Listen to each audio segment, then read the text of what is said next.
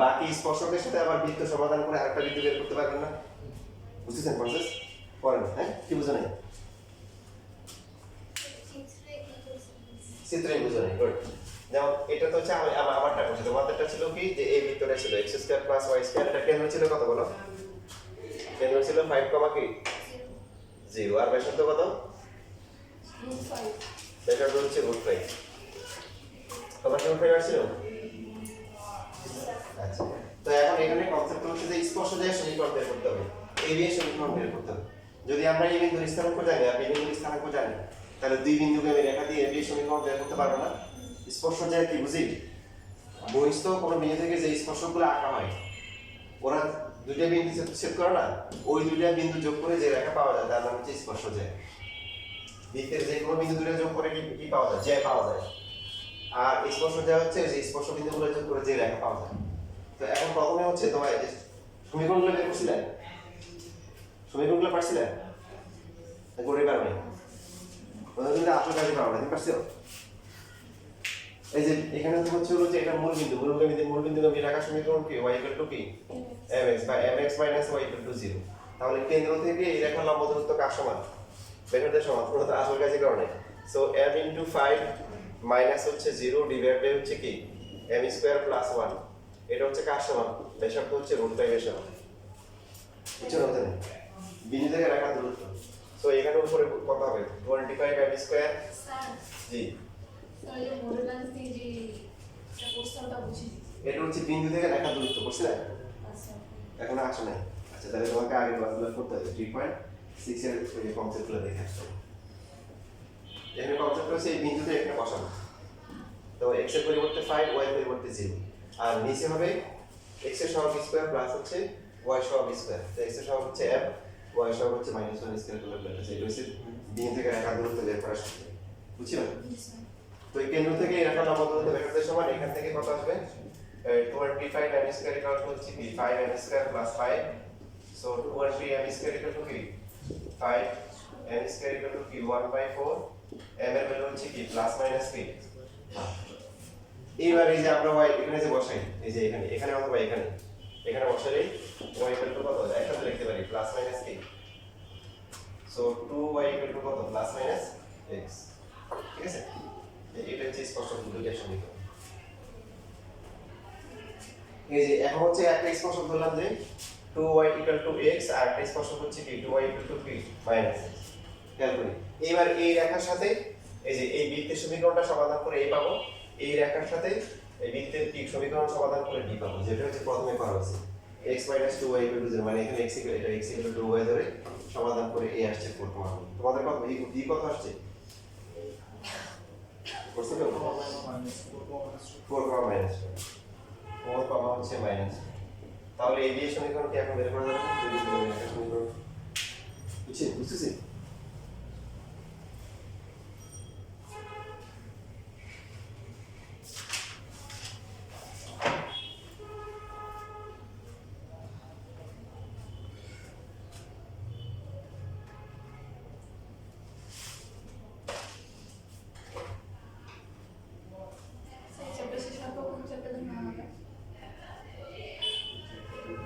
এই চ্যাপ্টার শেষ হলে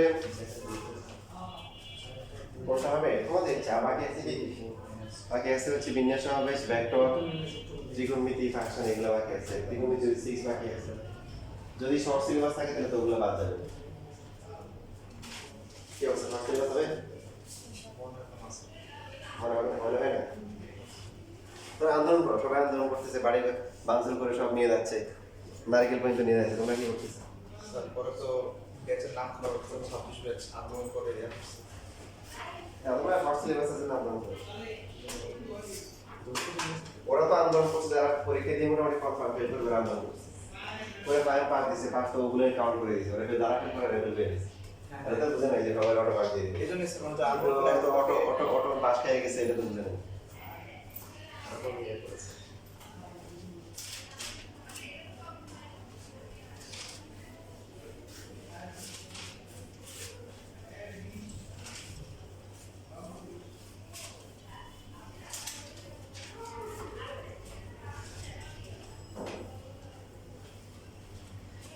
আচ্ছা এবার আসেন যে আমরা হচ্ছে এই স্পর্শকের দৈর্ঘ্য বের করবো। দেখেন দৈর্ঘ্যটা বের সহজ আছে।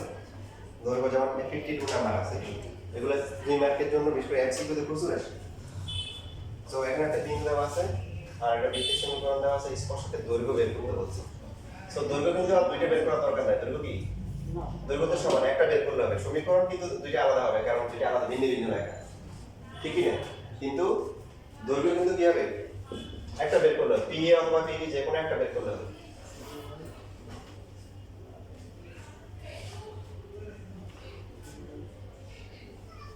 এখন এই বিন্দুটা হচ্ছে 1 1 আর হচ্ছে হলো যে বৃত্তের সমীকরণ দেওয়া আছে কত? 2x square 2y square minus x plus 3y plus 1 = 0। এখন বৃত্তের সমীকরণ সম্বন্ধে আমরা কি কি জানি? পরে প্রথমে কি করতে হবে? 2 দিয়ে মানে x স্কয়ার এবং y স্কয়ার সহগটা কি হতে হবে? 1 হতে হবে।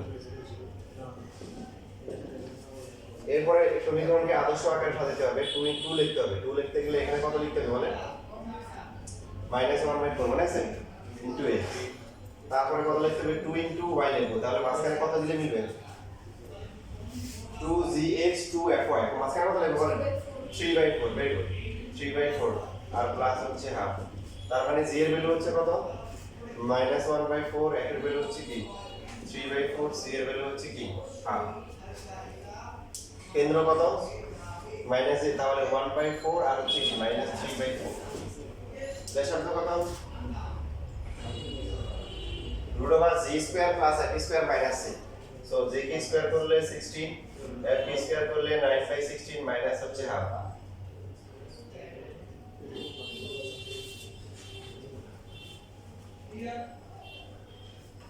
জিরো যাবে, y বাই 2 এর ভ্যালু জিরো যাবে। তাহলে এখানে আমরা বলতে লসাগু করি, লসাগু করলে কত? 16 1 + 9 - 8 না? তাহলে কত আসে? 2 বাই কত আসে? 16 আসে। কাটাকাটি না করে আমরা এটা করে লিখতে পারি, √2 ডিভাইড বাই 3 লিখতে পারি, 4 লিখতে পারি। অথবা কাটাকাটি করে করতে পারি, সেক্ষেত্রে 1/2 √2 হবে। ঠিক কথা। এটা হচ্ছে ব্যাসার্ধের মান।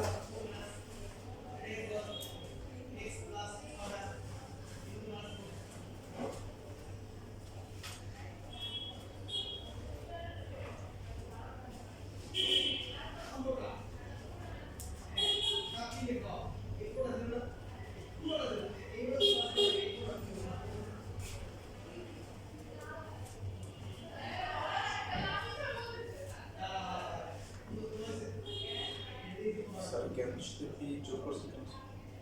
যোগ করছি? হ্যাঁ, মানে ওই যে বুঝে দিচ্ছি, কারণ আছে। এই যে আমার তো স্পর্শকের দৈর্ঘ্য বের করতে হবে। তো আমরা এখানে কি করব? এই যে ছবিটা শুরু করি সোজা লাইনে আর কি, এখানে বোঝানো দিয়ে মিলাই দিচ্ছি। যদি আমরা রিয়েল স্পর্শক আঁকি তাহলে এই যে স্পর্শক ব্যাসার্ধের উপর কি লম্ব হয়, তাহলে আমরা পিথাগোরাসকে সমান করতে পারি না? লম্বকে, এই যে লম্ব অতিভুজ, কিন্তু এখানে কি অনেকে মানে লিখতে ভুল করে, মনে হয় এটা হচ্ছে অতিভুজ, তাই এটা সমকোণ। সমকোণের বিপরীত হচ্ছে কি? অতিভুজ। তাহলে সমকোণ ত্রিভুজে পিথাগোরাস অ্যাপ্লাই করলে কি হবে? pa² + ca² এখানে কি bc²। এবার বুঝছি? তো আমাদের কি লাগবে? স্পর্শকের দৈর্ঘ্য pa লাগবে, ca কি জানি কি? যেহেতু অলরেডি বের করা হয়ে গেছে, এটা হচ্ছে ব্যাসার্ধ, যেটা হচ্ছে 1/2 অথবা √2/4। এখন তাহলে আর লাগবে কি? bc কি বের করা যাবে? দূরের স্থানে কোথায় আছে? দূরত্বের সূত্র, শেষ তো। এই জন্য যোগ করা হয়েছে। বুঝছি না? বুঝিনি? আজরে বল, বুঝছো? আচ্ছা, ভালো করে বলবে। করো বাকি ক্যালকুলেশন করো।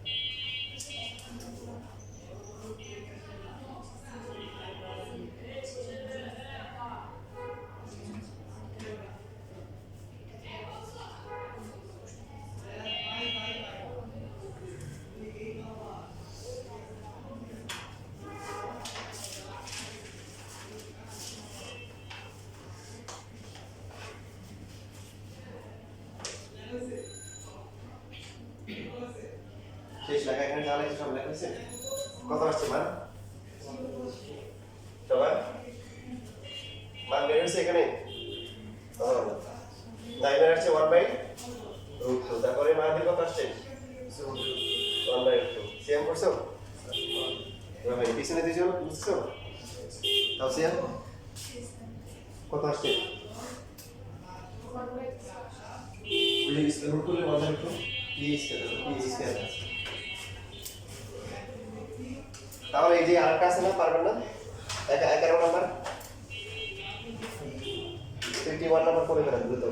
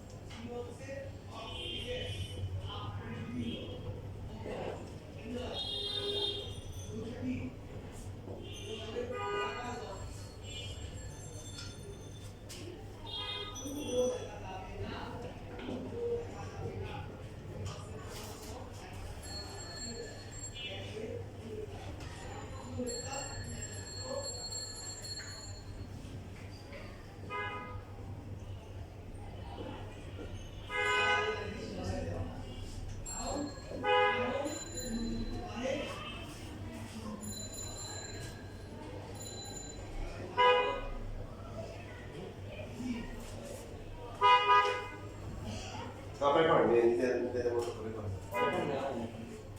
11 নাম্বার এর আগে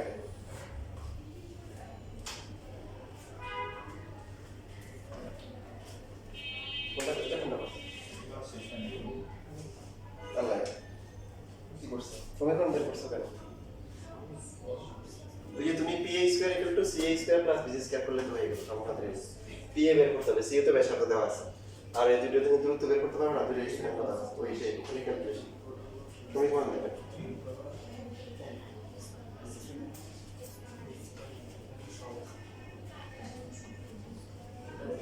পুরোটা ভাগ করতে হবে রুট করলে কত হবে রুট করলে দুটোকে রুট করতে হবে তোমার পুরো ব্যাসার্ধ না বিতে সবই কোন concept x square y square সমান 1 বানাই দেন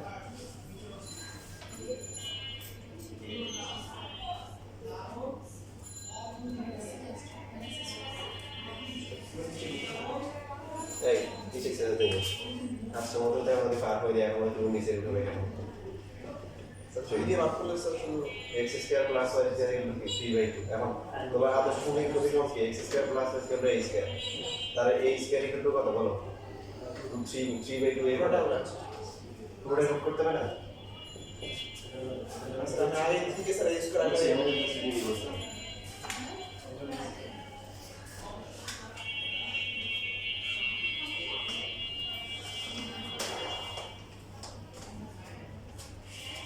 কত আসছে নিচে আছে